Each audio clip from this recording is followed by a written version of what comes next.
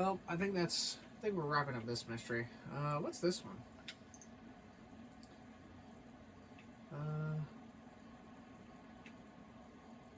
Tragedy at Cliffs. There was an accident. Claims the Sonora Bend. Or the Sonora. March 15th, 1978. It was an accident, claims heartbroken husband. The young husband was made a widower yesterday in an accidental death at the cliffs of eastern Blaine County. John Jock Cranley, of 26, and his wife, Jolene Cranley Evans,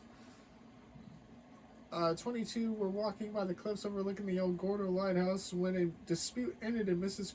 Crowley Evans falling to her death. Mr. Cranley and his wife, both of Sandy Shores, had been known to be having troubles in their marriage. Mr. Cranley apparently wanted to leave Blaine County and move down to Los Santos to pursue dreams of becoming a stuntman, while his wife was keen to stay to help look after her ailing parents and run their thriving guest house. Mr. Cranley told reporters outside the police station, where he'd been released without charge, "I'm heartbroken. I love my wife. I would never throw her off a cliff, despite her desire to destroy my dreams and happiness. I'll miss her always and dedicate my career to her memory." His wife's father, Jeb Evans, called for police to open a proper investigation. We will stay with the story. Is there like nothing else with this? Oh, here we go. Let's take a look at the Cinewood Classics. Wait, where's Rum Runner? Can you fall in love with the girl you crippled in a drunk driving accident? Okay, here we go.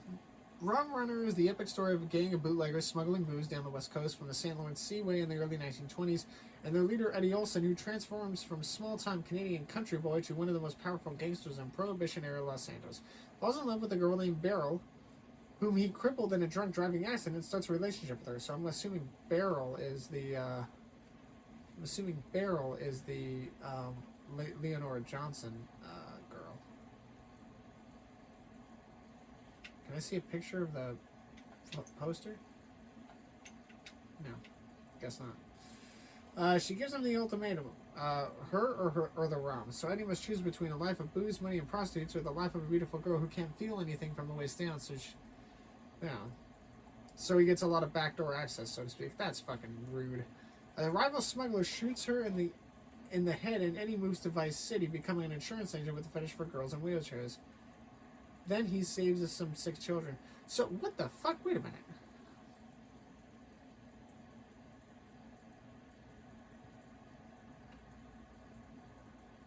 So, a smuggler shoots Beryl in the head, and Eddie moves to Vice City. What the fuck? Does that last scene symbolize Eddie leaving his old life behind, or is he just really, really hungover? I wanted to be Eddie Olson when I was a kid, just without the handicap fetish. The Canadian Godfather, you're fresh out of luck, eh? Anyone seen that Richards movie, The Welshman? It seems like a decent gangster flick, but I didn't understand a single word that dude said. How come the chick in the wheelchair has such great legs? I don't know. Buff movie buff. Tommy Grad, Hamstabber, Michael D.S., and yeah. Wait a minute, wait. Hold on. Hold on. Where's Rum Runner? Is this Michael DeSanta's review? I wanted to be Eddie Olson when I was a kid, just without the handicap.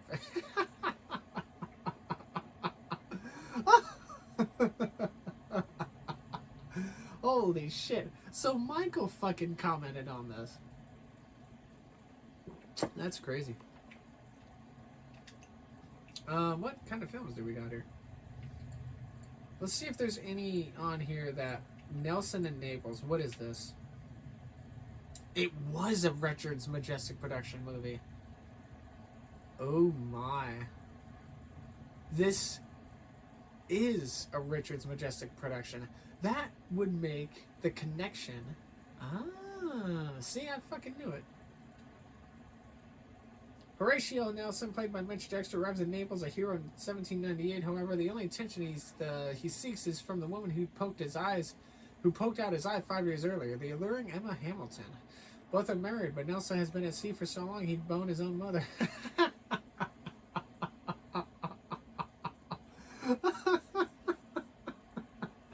Oh, that's funny. Plus, it turns out that her husband William likes to watch, which means it's a green light all around, except for Nelson's dutiful wife back in England. So he dispatches a killer to end her life. What? And so begins the torrid love affair and creepy menage a trois that becomes one of the biggest scandals of all the time. By 1805, however, their sex life is dead. Emma has binged her way to obesity, and Nelson can no longer get his column up. It was a common hunger for fame and adventure first ignited a spark between them. Blood, one more battle, Horatio, one more. What the fuck? Before he had a column, he had another man's wife. What the? This film is fucking wrong. Let's see. You can keep your rom-com mush. This is a real love story. I used to have such a crush on Pamela Drake, the chick who plays Lady Hamilton's scullery maid. Pamela Drake. Oh, was she on the Walk of Fame? I don't know. You can totally see his other arm. What the fuck? Dexter got buried in B movies. They still wheel him out at award ceremonies now and again. He's been dining out on Nelson and Naples for the last 5 years. I've seen Pamela Drake panhandling on the streets of Los Angeles. No joke, that little bitch is batshit crazy. What? That sucks. I kind of get off on the fat end. What are these fucking... What else has Mitch Dexter been in? Yeah, we don't know. Besides this movie. Alright, so... I kind of want to read all these. High School, Rum Runner. The Many Wives of... What? Now, hold on a second. Huh?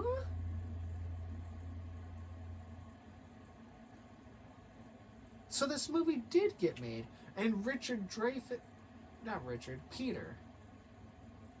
Dreyfuss made the movie anyway. Huh.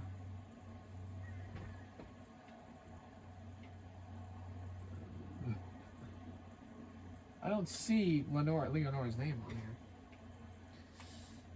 How many times have you been married, Alfredo? 3, but always to the same woman. Bell bottoms, intrigue, and Leonora's soundtrack that never lets go. A murder mystery wrapped in a love story, wrapped in a Cold War conspiracy. When blues saxophonist and good time guy Johnny Dupree is found drowned in the waterbed of a Los Santos party, questions get asked: murder, overdose, a sex game gone wrong, a stupid idea for betting. Charismatic, acerbic, Alfredo Smith is a failed. Alfredo Smith is a failed stock car driver, tortured by over-sentimentally and uncontrollable rage. But he's determined to find out the truth about Johnny's death. Alfredo sets off an obsessive journey of romance and betrayal that inexplicably requires lots of stock car chases and shoot out of the window at high speed.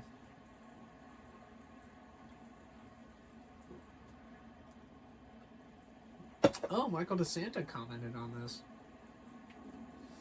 This is how movies should be. A plot so tangled that you still don't have a clue what's going on even after watching it 5 times.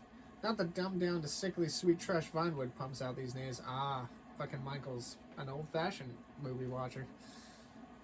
Does there really need to be a cliffhanger in every scene? I don't know. Name a movie in the 70s where someone isn't working for the right...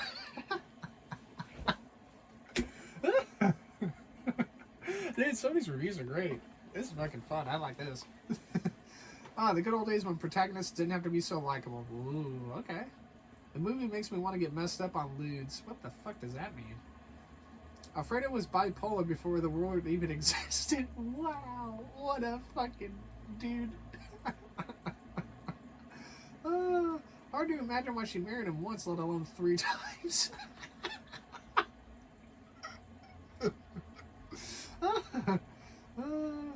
That's fucking funny, dude. Worth watching just for Marine's tits. Nice. Okay, well, what the fuck ever, dude.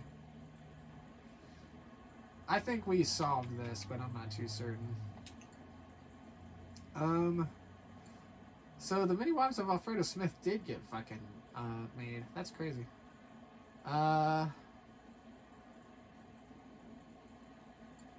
Bury Me. American Divorce. Vinewood Zombie. Butchery and Other Hobbies. Lions and Donkeys. Blue Blood. The Redeemer. Last Will and Testament.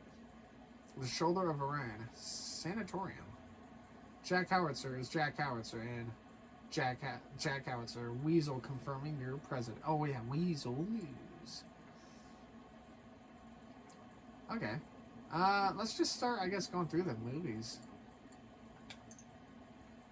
David Allison, Agnes Knight, Christian Van... I don't know who the hell that says. And Anna Aurelia? I don't know.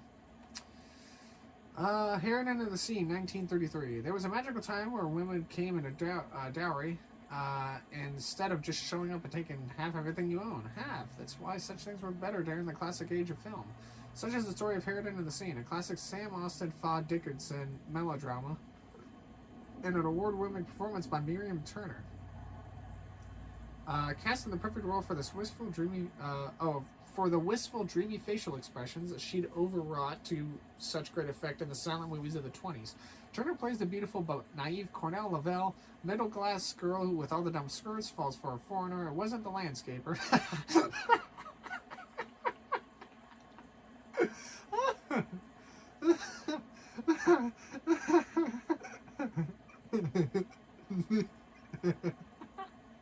That tickles me. That's fucking funny. It wasn't the landscaper, which I can tell you is insulting. I can't. This is fucking great. I love this. Okay. Oh, man. After begging her father to pay a dowry of 100, she marries Bernard and moves to Paris, only to discover that the silver-tongued bastard is selling her into slavery. What? A human trafficker? What the fuck? Far from the charming sophisticate she met in New York, Bernard is a rat catcher who lives in the slums with his malicious crone of a mother, Huguette. Huguette sets about making Connie's every waking moment a living hell. Connie, I guess is what her name, Connie Lavelle. Forcing her to eat out of the chamber pots and massage her calloused feet. Yikes. Her only solace comes at 6 p.m. each day when a handsome aristocrat walks by on the other side of the river and fleetingly reveals himself to her. Yeah, okay. There appears to be no escape for Connie's squalid, demeaning existence until one day when a drunken Bernard is passed out cold, she stabs him in the neck, pushes his mother off the edge of the bridge, and then sings a mournful lament as a trolley runs her. What the fuck? What in God's name did I just fucking read? What is this? Can I watch these movies in the game? Oh my god. I think we should take a break from doing missions and go on a freaking little movie binge. 5 hours of oh my god, 5 hours? Yikes. 5 hours of my life I'll never get back. Once again, women portrayed as either vicious witches or helpless bimbos. Why celebrate the misogynistic trast? What I'd give to spill one of Miriam Turner's heaving breasts. What the fuck? Sam Austin is a legend. He was the original Jew in the entertainment industry. That dude built Vinewood. Would have been better as a silent movie. That's funny. Milk Fox left 2 fucking reviews here. Sam Austin never paid any of his actors a dime. He's half the reason the unions became such assholes. Wow, Sam Austin's a dick. What a fucking money launderer. So we're clear, I don't actually hate Jews. Some of them are really cool. I don't like blacks, though. This is why I don't like sports. Okay.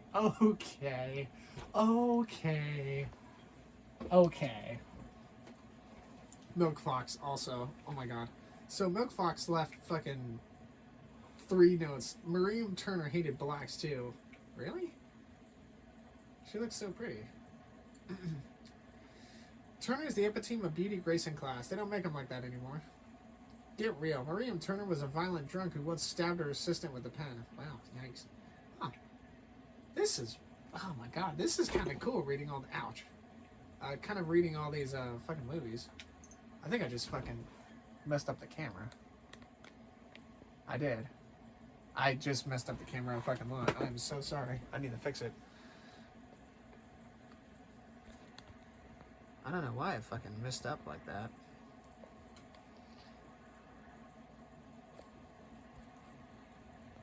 Why the fuck? What the hell?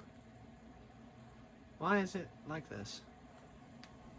I legit just fucked up the camera just because I kicked the fucking desk so hard. I am so sorry, everybody. What the hell happened? Wow, I'm gonna have to like fix that at some point. That's crazy. I'm so sorry. Actually, I'm gonna go ahead and stop and see if I can realign it. Alright, turns out I actually didn't need to fix much of my TV. The display is just down a little bit. I thought I knocked it out of place. I was about to be real sad. Alright, so let's keep reading these. The Curse of Triton, a Sam Austin production. Wasn't Sam Austin the guy who made this? Yeah. Okay, so Sam Austin was the one who made this. Okay, cool. Yeah, he made that one movie, and then he's made this one.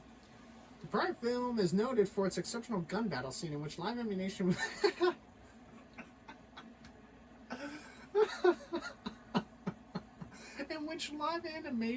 live ammunition was mistakenly used. That's fucking hysterical.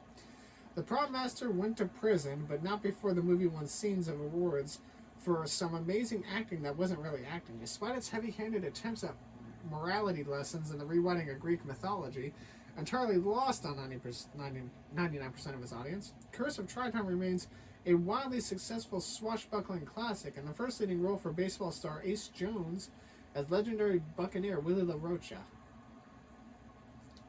An Irishman with the flair of French fashion, Willie pouts, winks, loots, and plunders his way across the Bay of Biscay in lavish silk clothing and takes wenches in his signature way that eventually coined the term angry pirate. In a tournament of libido, he battles with his nemesis Gregorio, played by the elephantine strongman of the day, Mad Wayne Thunder. Finale includes the King of Spain, a harem, and a giant squid in a sensational sea battle that was filmed in Austin's pool. That's fucking crazy. What do people say about it? The squid looked like someone tied a bunch of uncooked sausage things together. That's cool. Mad Wayne Thunder is the best. Okay. Ace Jones should have stuck to baseball. The performance was very far from a home run. Ace Jones is hot. Okay. Ever played that drinking game where you do a shot every time Willie says, "Come here, me beauty," and then punches her in the eye? Oh, jeez. Everyone knows Ace Jones was gayer than... What? What? What?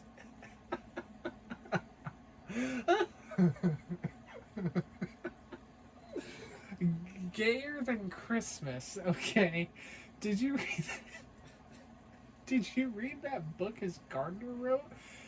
Okay, are you crazy? Jones was a legendary Vinewood womanizer. Oh, yikes. That's what they wanted you to believe. The guy had more beards than a terrorist training camp. What the fuck? Feathersword is insane. My God. What?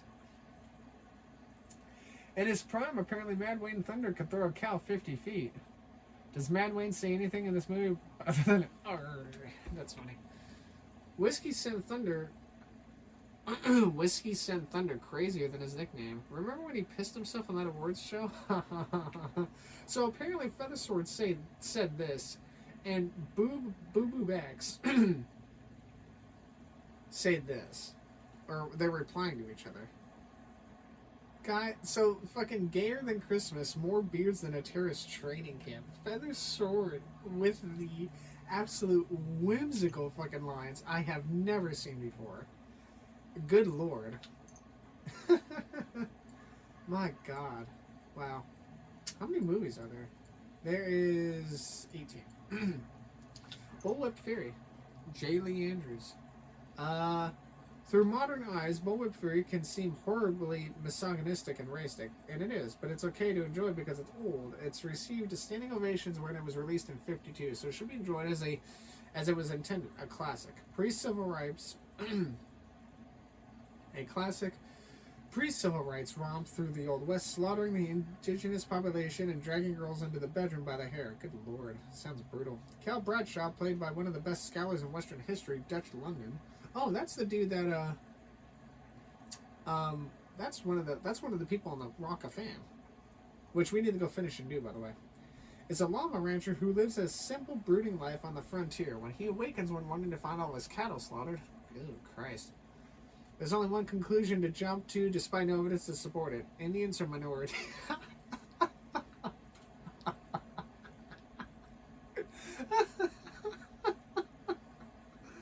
Oh, man, this is great. Dude, fucking, what's it called? Oh, man, that's funny. Bullwhip Theory. Good lord, what a film. Cal straps his massive bullwhip to his belt. Oh, he's got the big iron on his hip, I guess. Saddles up and sets off in search of revenge, leaving his new bride behind to cook and clean like the good Lord intended. After getting into a drunken bar fight minutes later, he befriends the plucky prostitute Penny Lace, played by America's sweetheart Betsy O'Neill, who turns out to have an STD that has given her murderous hatred of the Indian savages. After some past flight that never gets fully explained. Together they make love and they fight their way across the dusty plains, transferring responsibility for their grievances to any ethnic minority dumb enough to cross their path, and subjecting them to increasingly creative whip and gun combination death sequences.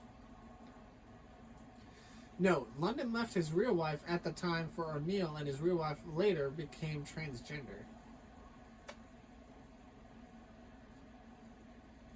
What?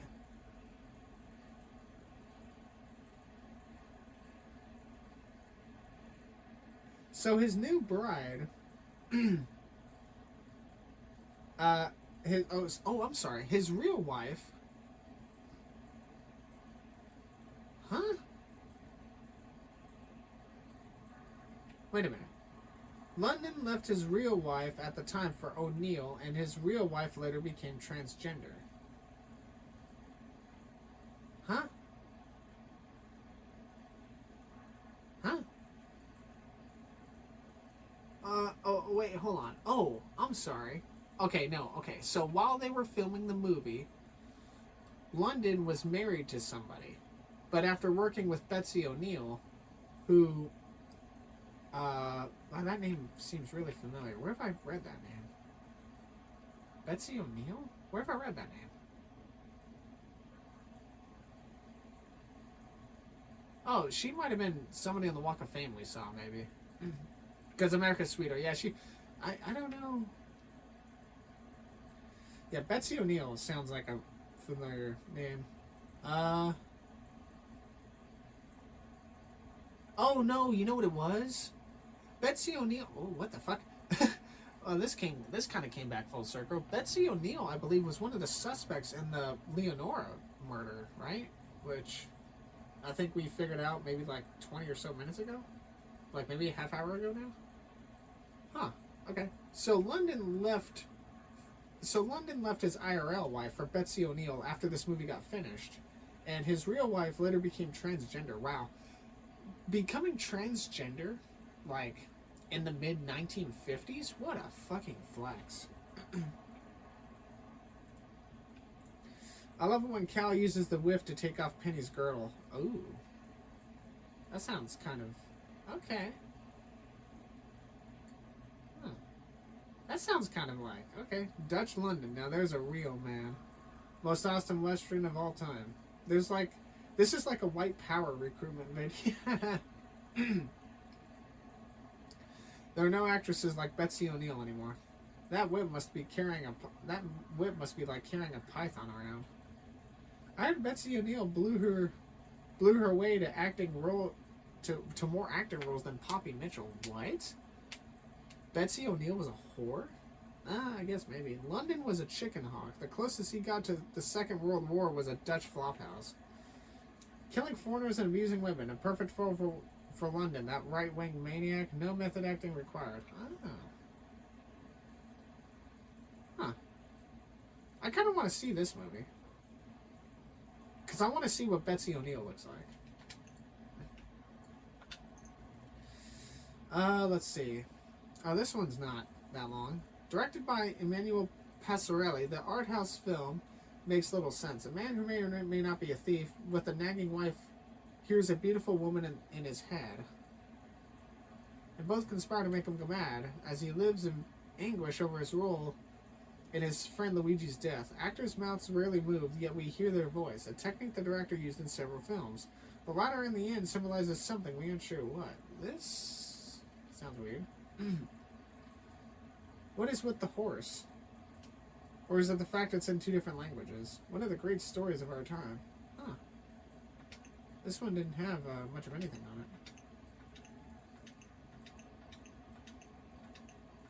I'm going to back up all the way on this. Here we go. We already read Nelson and Naples. So we've read Nelson and Naples, Rum Runner, Alfredo Smith, and we have not read any of the other ones, I don't believe. So let's see what high schools is about. And Happy Valley High, everyone is learning how to bake and get baked. High School, 69. The first of the great topless teen films. What happens when you combine high school with marijuana, unprotected sex, and a soundtrack with every one of the rock legends of the day? Comedy gold, that's what. A group orgy in good lord. A group orgy in chemistry class ensues after the teacher synthesizes a chemical that makes people take their clothes off. What? Is this like fucking Issy's ability in high school D&D where he can like fucking uses like little magic or whatever to fucking make Reese's clothes drop off or Aquino's clothes drop off or whatever? Laughs as groups of red-eyed kids in flared jeans and tie-dyed t-shirts easily evade the clutches of farcically inept local policemen. Laugh at the same jokes about nobody being able to find their locker and being really hungry. Laugh as bearded teachers groove with cheerleaders in the name of free love. They don't make them like this anymore because they're not allowed to. What a saucy fucking film this is. I want to go to this school. This is a pedophile's wet dream. I would imagine I didn't have a wet dream, actually. Not quite. Okay.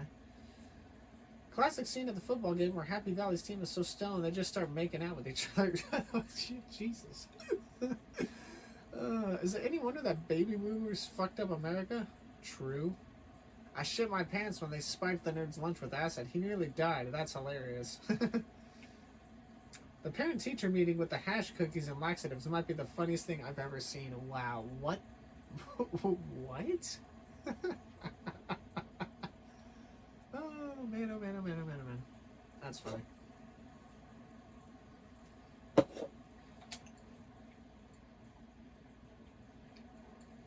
Rum Runner we already we already read. Many Wives of Alfredo Smith. Alright, let's take a look at this one. Bury Me. A Dreyfus production. Post-traumatic stress disorder at its very shallowest. An experimental surrealist film. And entirely self-financed by Dreyfus at the height of his drug use. Ooh. Universally lambasted by critics in the 70s, Bury Me was resurrected and misinterpreted as cool by nerds and hipsters in the early 2000s. It is now widely acclaimed as a classic. Badger McGinnis, played by a young Bill Anthony, is a Vietnam veteran who lives in a hermetic existence in a remote New Mexico town. Oh, that sounds like me. Except I don't live in New Mexico. He spends his days digging a hole in his front yard, which was intended for the Sisyphean allegory and his ability to process or move on from the horrors of war. However, it's essentially just 40 minutes of a man silently digging a hole, interspersed with flashbacks of Corang village massacres, featuring a lot of Koreans, Chinese, and Japanese actors playing Vietnamese family.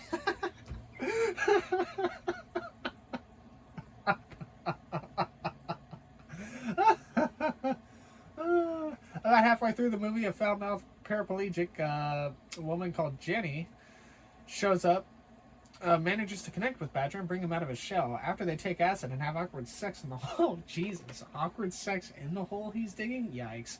A bizarre scene in which Badger's penis intermittently turns into a bayonet. What the fuck am I reading? Jenny revealed. Let me get the mouse out of the way. I'm so sorry. Jenny reveals herself to be a Marine from his old unit. What? Oh my god, excuse me? That's fucking awesome. Jenny reveals herself to be a Marine from his old unit who's undergoing gender reassignment treatment. At the denouement, we learn that Badger never made it out of Vietnam alive, and the entire movie has been one long 120-minute death hallucination. The film ends with Badger walking down into his hole, where we see the flames of hell burning in the distance. His final word and the only line of dialogue is Simon, which he never explained, but has been overanalyzed as graduate media studies theses ever since. So was Simon Penny? Or Jenny, rather? This movie sounds like, man, this sounds like a fucking movie I would need to drink 4 beers to and watch. Because it sounds fucking awesome if you're drunk or stoned. Wow, that's a crazy ass movie. What the fuck? Even on strong acid, this makes no sense. That pile of burning babies in the jungle is a bit much. Oh, yikes. This was Bill Anthony's overacting debut. I felt like throwing myself into the hole after the first 10 minutes. What the fuck? I love that it's so meaningless.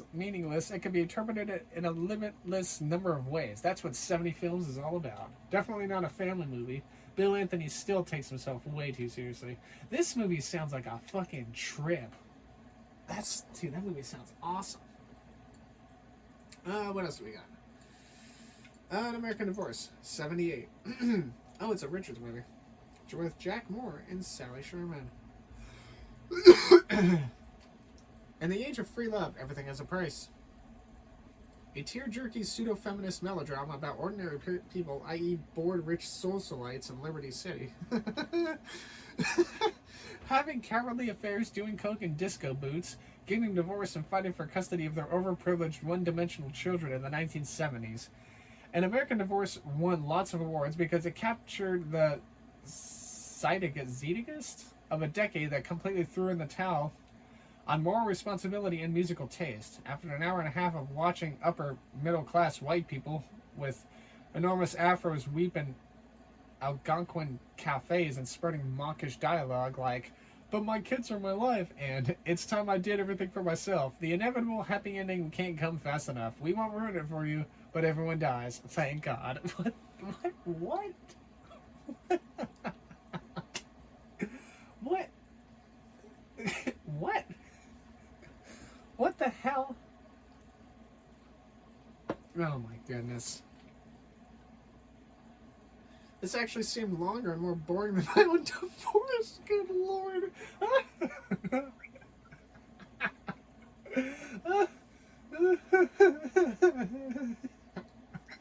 Oh my goodness. How the hell did this wins best screenplay, dude?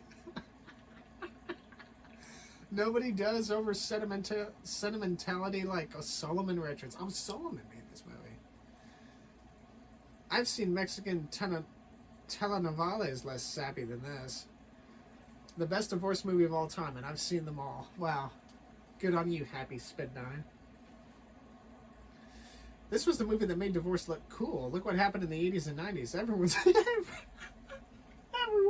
it.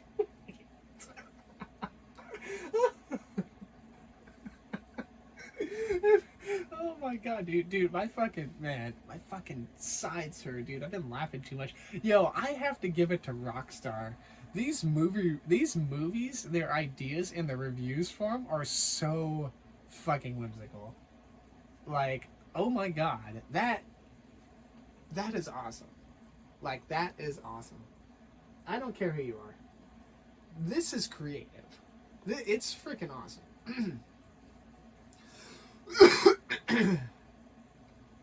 What an amazing twist at the end. They share custody of their kids and return to their lives. What the fuck? That's contradictory to what the summary said. Vinewood Zombie. 1981. Eating Brains in the Land of the Brainless. Voted worst movie of 81. Vinewood Zombies is so awful that it's that it's awesome. Oh. The premise. Pop music has awoken the dead in the raging war on Vinewood. What? The stars. A cast of blonde, beautiful, and presumably very cheap unknowns who always seem to get attacked by zombies while topless. Oh, is this like a Scream movie? Is that what I'm seeing? Is that what I'm reading out of this? The twist. Zombies are hungry for flesh but hate the taste of silica. Oh, yeah. This sounds like a Scream movie. So who can save the day? Porn stars with enormous fake fucking tits, apparently. Genius. Nobody knows quite why this steaming Solomon Richards turd has floated for so long in the toilet bowl of pop culture. Maybe it laps into the common fantasy we all have of subjecting the residents of Rockford Hills to the most horrendous deaths imaginable. Good lord. Or maybe we just never tire of seeing sluts in bikinis that splatter brains on the sidewalk. Jesus. Let's see. This has to be some of the lowest budget gore in horror movie in history. Couldn't even afford ketchup? Any heterosexual geek who doesn't love this movie is neither a heterosexual nor a geek. What? Oh, like a freaking horny nerd? Is that what I'm guessing from that? I wouldn't know. I don't know if I'd watch this movie. I'm not really into movies like that. I'm not really into stupid, dummy movies like this. Like the Scream movies, the Final Destination movies. I'm not really into those kind of movies. Like you know, when it came to silly movies, kind of like this, the Howling movies were kind of like cheesy horror movies, but like they weren't gory or anything. They were just kind of silly. So like those movies are fine. I don't really do movies like this. Let's see. 49th minute. When the redheaded chick explodes that zombie on Marlow Drive and says, "How's that for a blowjob?" Whoa. Okay. That's fucking cool. That's a fucking... Okay, you know what? Honestly, I might be enticed to see this movie now, honestly. If a freaking bikini-wearing chick does that and then fucking says that after doing it, dang. I might watch it.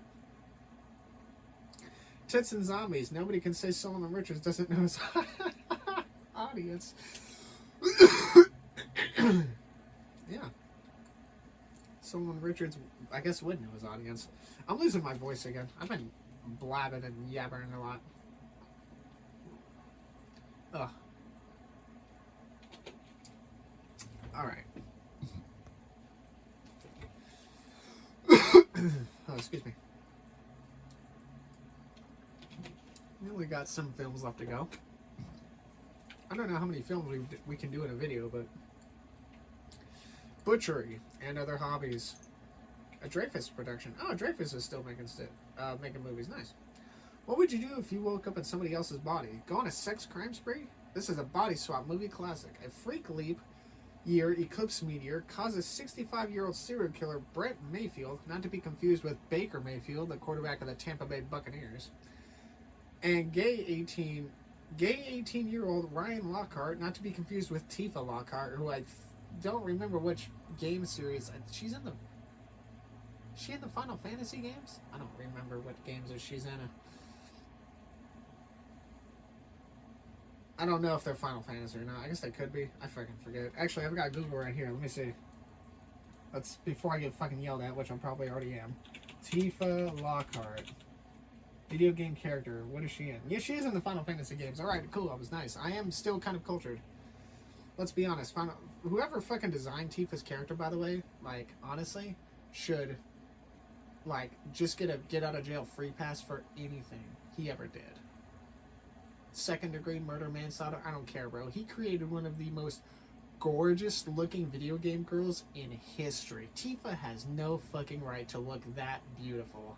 Like, I've never played Final Fantasy, but I've seen the Tifa art because I grew up on peak Tumblr, which was like 2010's Tumblr, before they filtered everything. So I have seen it all. Like, and how dare certain animations look better than the gameplay? Am I right? Am I right, folks? Anyway. Gay 18-year-old Ryan Lockhart to switch bodies. So the gay teen... Okay. The first part of the movie, we see the 18 turned 65-year-old weeping at his turgid penis, while the 65-year-old and an 18-year-old's body contracts 5 sexually transmitted diseases within a week. What the fuck? A dark madcap screwball comedy ensues, and lots of people are knifed. Is it knifed or knived? Should be knived, I think. An uncomfortable dance scene with a lonely immigrant worker from his local bodega, played by Joni Term, with one of the worst Spanish accents in movie history, has been criticized by many as unnecessarily exploitative and basically statutory rape. Ooh. However, other than this one blip and the convenient lack of consequences for any of Ryan's heinous crimes, butchery and other hobbies is generally considered to be a gem of the 80s that culminates in one of the most unexpected twists in comedy history. Spoiler alert, Ryan is really Brent's long-lost son, and has thought this movie inspired Knife After Dark. Ooh, Knife After Dark? That sounds awesome. Who did Dreyfus have to suck off to get an R rating? A woman gets a skin to life, for Christ's sake. The fact that the body swap movie is even a genre says it all. The scene where Ryan dances the Argentine tango at the carcasses in the freezer room always makes me cry. What? That's twisted. So if I got this right, an 18-year-old boy has sex and commits mass murders in his father's body? Oh. Damn, scam asking the real questions. Was this before or after Joni Term became a crack? Well, that I don't know. Why does everyone give Joni such a hard time? Who wasn't freebasing in the 80s?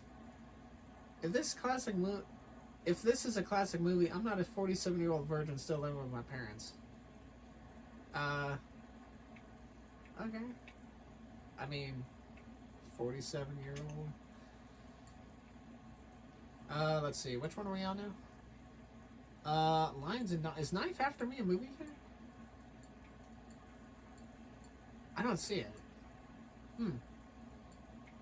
I wonder if I can look at the modern movies. You know what? They're probably movies or entertainment. Excuse me. Lions and Donkeys. Of Richard's majestic production. This is probably Solomon. Yep. Solomon is slapstick parody of the early 1960s historical epics, starring Chip Hampton as Minimus, a hapless slave driver in ancient Rome who's in love with a donkey.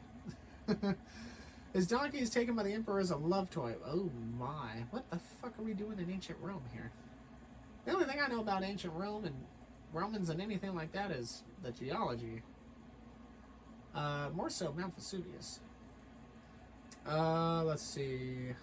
And Mount Etna, and I believe there is another volcano in Italy to the north, and I forget what its name. Stromboli is also a volcano in Italy, but it is an island volcano. It's not on the mainland. Did you know that Stromboli actually used to be so active that during the I don't know what century, but somewhere between the 1400s and the 1700s, Stromboli was so active and erupted so much that mariners often called it the lighthouse of the Mediterranean, because the explosions would be so bright that it would guide mariners, it would show mariners where the land would be, during nighttime, if the stars weren't out or anything like that. If basically Stromboli, the volcano, was so active it was used as a central point for navigation. It was charted on maps by navigators and said, okay, if it's cloudy tonight and we can't see the stars, let's head towards this island, and if the volcano blows, then we kind of know where we are. Essentially stuff like that, let's see. Where were we at? Sorry, I got sidetracked because ADHD and neurodivergency are a thing. Here we go, yeah. Donkey's taken by an emperor as a love toy. Minimus must fight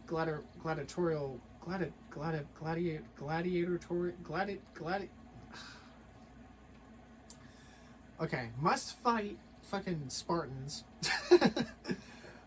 bouts to win it back. Holding the most phallic trident ever. Witnessed on the silver screen, he might just win the adoration of not just the crowd, but the emperor's daughter, too. Good lord. One of the worst reviewed and highest grossing films in history, especially the threesome with the daughter and the... Good lord. I feel like this is a Make-A-Wish version of Shrek. Right? Like, this is somebody in the movie industry saying, okay, how can we take the movie of Shrek and just absolutely diminish and ruin it for everybody?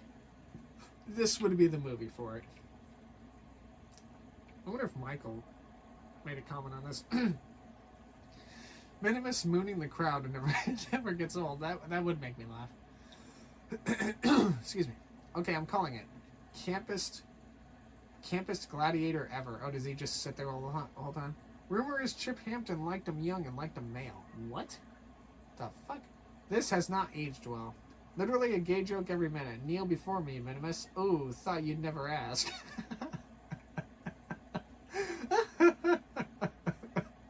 Lions and Donkeys has aged by 1985.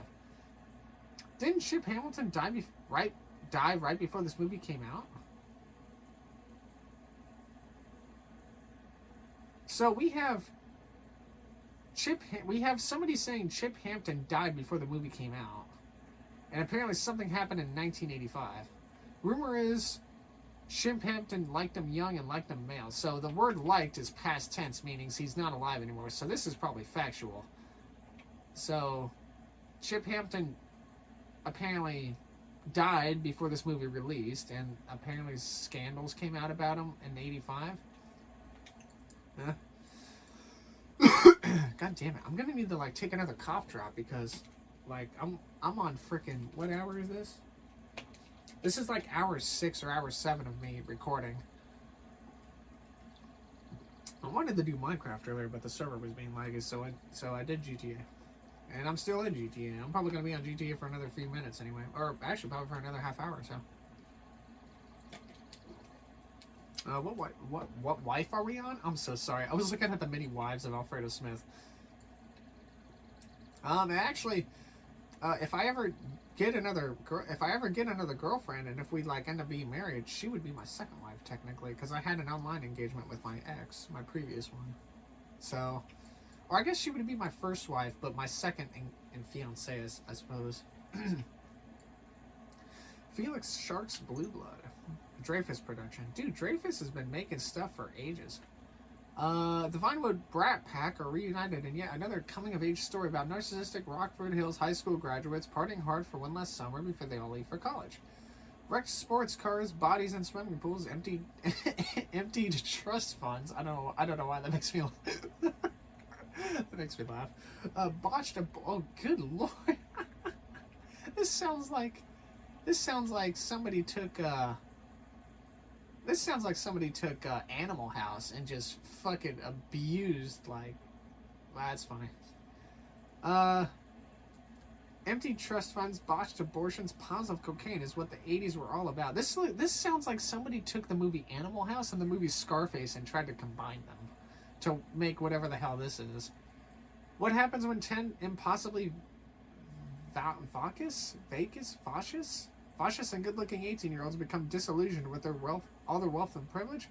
They party till they die, accompanied by a wicked synthesizer soundtrack. I love synthesizers. Like, I love synthwave music. I'll listen to that music when I sleep sometimes. If I'm having trouble sleeping, I'll have one of my playlists in the background on my Xbox, just playing softly over the TV as I listen. It's a theme that every young person can relate to. Acclaimed by some as quintessential. I swear, if I wasn't like tired and actually a little bit more awake, I'd probably be able to read these words. Acclaimed by some as the quintessential depiction of rich, decadent youth culture of 1980s Los Santos, it has stood the test of time as a fantastic masturbation movie. Wonderful. If there was an award for least likable characters, this would have cleaned up. Ooh. If I kicked drugs with Electrotoke, it really works. Oh, this guy fucking what a plug. And he gets a 10 fucking Pentagon rating for it? That's some bull. He fucking plugged that shit. What the hell? Don't be... Actually, dude, what nice self-plug, guy. I'm gonna visit that website after this. You better hope it's fucking real or I'm gonna sue. Don't think I won't. Coked up 80s sex? What I'd do for a time machine. I was disappointed when they all didn't die. Yeah, okay. Chile was 34. Any more spam and you'll be banned. This guy fucking...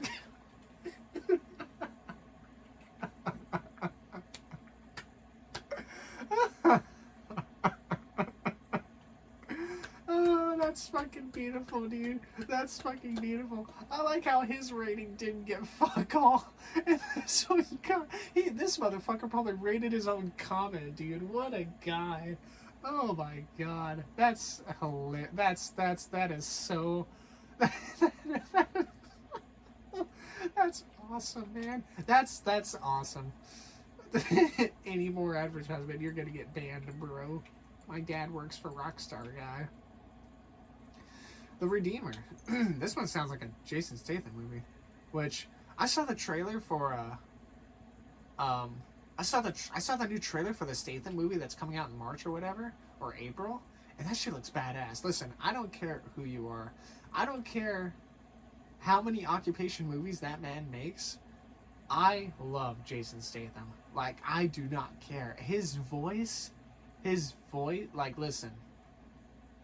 If I was ever going to be bi-curious and lean towards the, you know, I've had like maybe one or two guy crushes in like all of my life, and Jason Statham is one of them.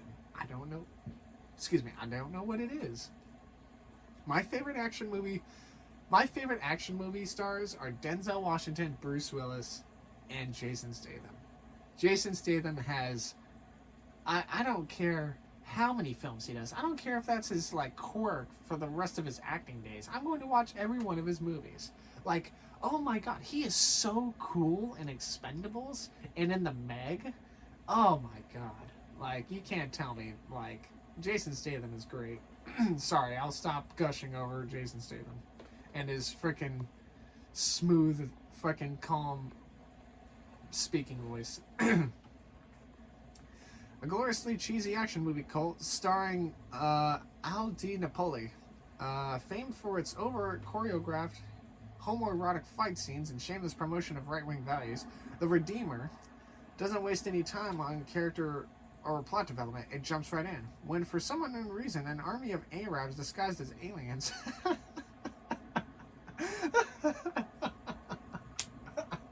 That makes me laugh. I don't know why that makes me... That sounds so... I'm trying to imagine that. That sounds so... The picture in my head is so funny. Arabs disguised as aliens decides to begin a hostile takeover of America from a small Midwestern rural town. Small Midwestern rural town, local track coach Drew Falcon has other ideas. Falcon's muscular, shirtless look might be inappropriate for his day job at Narrowview High School, but when it comes to mowing down faceless terrorists, it fits the bill perfectly. Assisted by a cowardly I'm rap godding. Oh jeez, I'm rap godding. I've rap godded a lot in this freaking dude. I could release all of the mixed tracks about how many times I've rap godded reading all these movies. Assisted by a cowardly deputy sheriff and the town drunkard Lambert, who, by a stroke of luck, turns out to be an ex-special forces operative, Falcon, who, for reasons that aren't explained, spent much of his childhood in Asia learning multiple martial arts.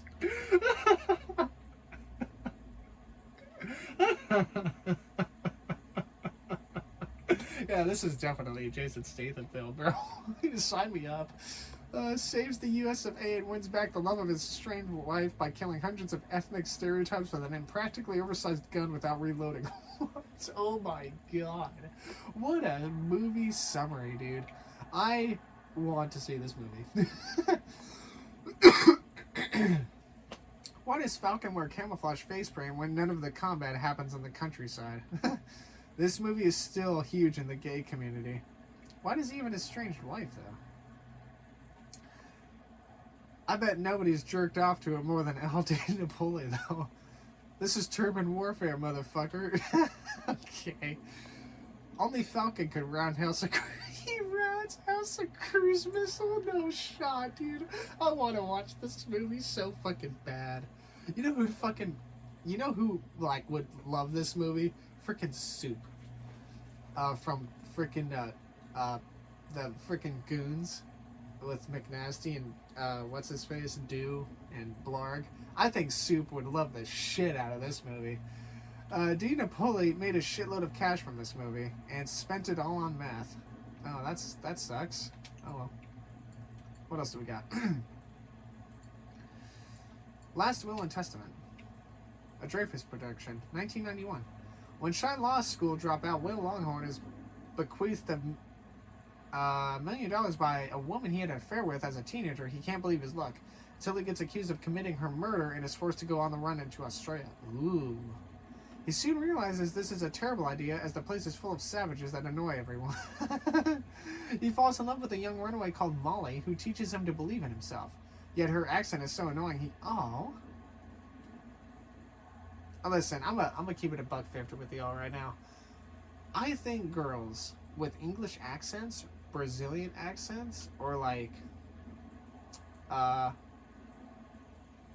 Australian accents are like so pretty. Like, I don't know. You know, I'd go ahead and throw France in there too. French accent girls, like, dang. Like, damn. But yeah, like, I like a girl with an accent. I don't know why. Just, like, especially British or Brazilian. Dude, the actress in Modern Family, oh my god. Dude, I freaking melt when I hear her voice. A lot of people find her annoying, but I freaking gush over whenever she talks and whenever she laughs. Like, what just happened? What just happened? What just happened? Why was there a timer? Why was there a countdown? What just happened?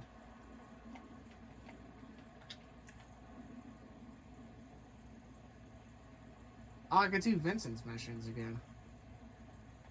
Anyway. What's this? Oh, grab these vehicles. Frickin' goddammit. Now I gotta find my way back to, Classic Vinewood.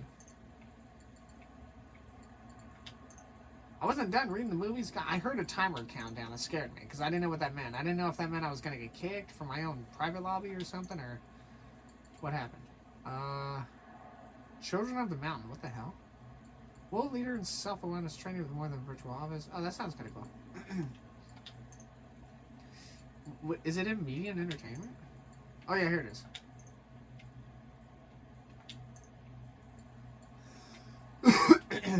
Let's see. Her accent is so annoying he kills her. That's sad. When he's arrested and tried in court for first-degree murder, there's a 40-minute court case sequence in which Will is repeatedly asked by the judge, "Aye, mate, why'd you do it? Yeah, it's crikey." He escapes and rows back to civilization. Rowing back to... Wow. Am I the only one who likes this movie? Yes. He's replying to him. This, I don't know if I'd watch that movie. Alright, to Shoulder of Orion, by the way, is a Laserhawk song. If you don't know who Laserhawk is a synthwave producer. They make Shoulder of Orion, Overdrive, and a couple of others that I cannot think of. Something in the Streets. Actually, hold on. I've got my phone right here. Oops, not Twitter. I've got my phone right here, my main phone.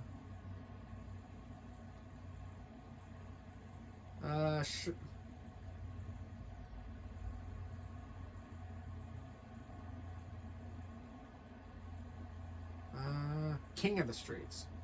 That's what they did. Laserhawk's a great musician, by the way. If you guys are into synthwave music, check them out. I highly suggest it. Them and Miami Nights 1984. Shoulder of Orion 2. There was no Shoulder of Orion 1. A Richard's Majestic production. It's time to fight to the end again. Directed by Barry Andrews, Shoulder of Orion 2 capitalized on the huge success of Shoulder of Orion 1, which I don't see a movie poster for. By rehearsing the original more or less scene for scene. Plasma beams are switched for acid rays. Lizard aliens are switched to carnivorous plant aliens, who luckily speak English. Yeah, ain't that the case. But the movie is essentially identical. Oh, okay, so this movie is essentially like the first one. Just executed with slightly lower quality across the board. The multiracial crew of War Rocket 1. Oh, God, what a War Rocket. What the fuck am I saying? The multiracial crew of War Rocket 1 must save planet Earth from extinction and deliver as many one-liners as possible doing it. Oh, okay. The movie completely rips off the old radio show Time Ranger, and that the crew of the ship can travel through time by masturbating. This sounds like a fucking stupid fucking Star Trek movie.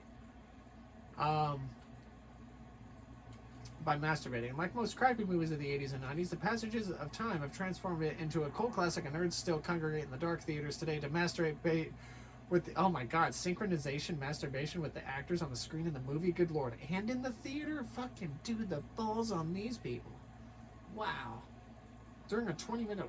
There's a 20-minute masturbation scene? Good lord, they need 20 minutes? That's insane. One dude, and I thought I had good endurance or stamina. Barry Andrews is such an underrated director. He reinvented 1980s Vinewood.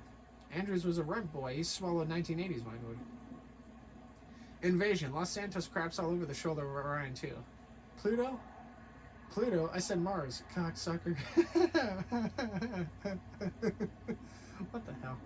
I watched the Yuppie and the Alien movie the other day. It's tragic how hard Solomon Richards is sold out. Wow, so Solomon Richards had like a couple of good bangers, I guess, back in the 60s or 70s, and he's just really fucking sucked since then, huh?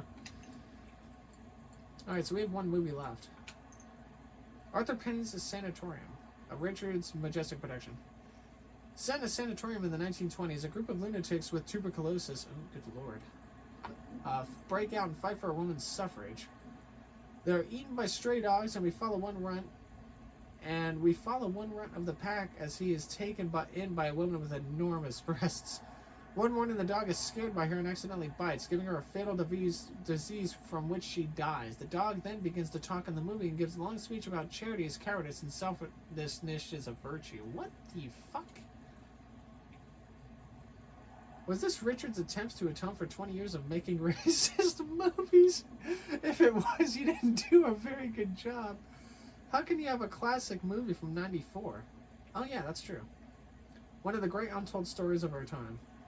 It's untold because it never happened. I heard Sexton Daniels is going to be in the Solomon Richards new movie. Who? I hope it's better than Defender of the Faith. That sucked, the big one. Huh. Chains of Intimacy. The best-selling book that is soon to be a motion picture. What's this? The intentionally, internationally best-selling book that is soon to be a motion picture. Imagine if feminism never happened. Imagine if I'm rap-godding. Imagine a woman treated like a doormat covered with DNA. Imagine sex where she has to go to the hot... What? The fuck? What is this frickin' Walmart Great Value 50 Shades of Grey? Which, I've seen 50 Shades of Grey. It was kind of slow, but it wasn't bad, I guess. I don't know. People get surprised. Oh, let's see what the series? Let's see what the series says.